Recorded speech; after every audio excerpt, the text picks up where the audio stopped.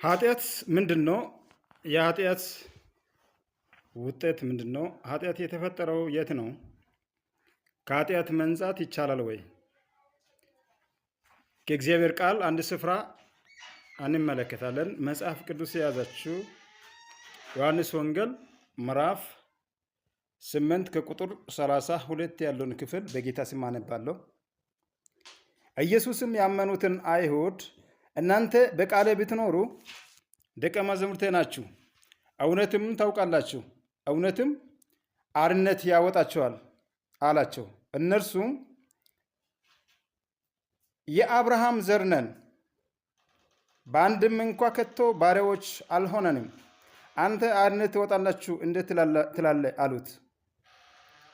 ኢየሱስ መለሰ እንዲህ ሲል እውነት እውነት እላችኋለሁ ኃጢአት የሚያደርግ ሁሉ የኃጢአት ባሪያ ነው።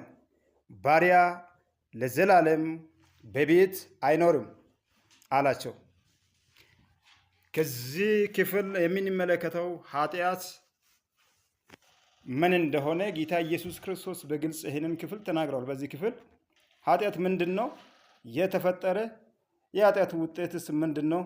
ከኃጢአት መንጻት ይቻላል ወይ? በዚህ ጥያቄ ላይ ቆሜ በልቤ ያለው ነገር እናገራለሁ። እሱ ምንድን ነው?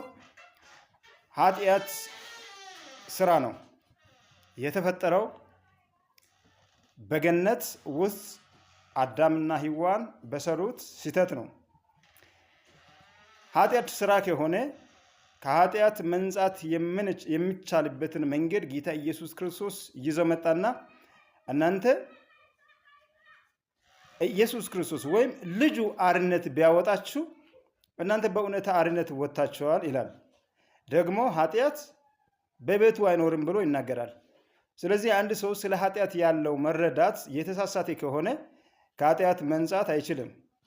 አንድ ሰው በኢየሱስ ክርስቶስ በሚያምንበት ጊዜ ከኃጢአት እንዴት መንጻት ይችላል ለምለው፣ አንድ ሰው ከክርስቶስ በሚወለድበት ጊዜ አዲስ ዘር ነው የሚሆነው። ከሰው አይደለም የሚወለደው፣ በሰው ስርዓት አይደለም የሚወለደው፣ ከወንድ ዘር አይደለም የሚወለደው፣ መጀመሪያ ከነበረው ከአዳም ዘር አይደለም የሚወለደው። ስለዚህ በመወለድ ብቻ ነው ከኃጢአት መንጻት የሚቻለው እንጂ በምናደርገው ስራ፣ በምናደርገው ልምምድ፣ መልካም ነገሮችን በማድረግ ከኃጢአት መንጻት አይቻልም። ምክንያቱም ኃጢአት ራሱ ፍጥረት ነው። ኃጢአት የተፈጠረው በገነት ውስጥ ነው።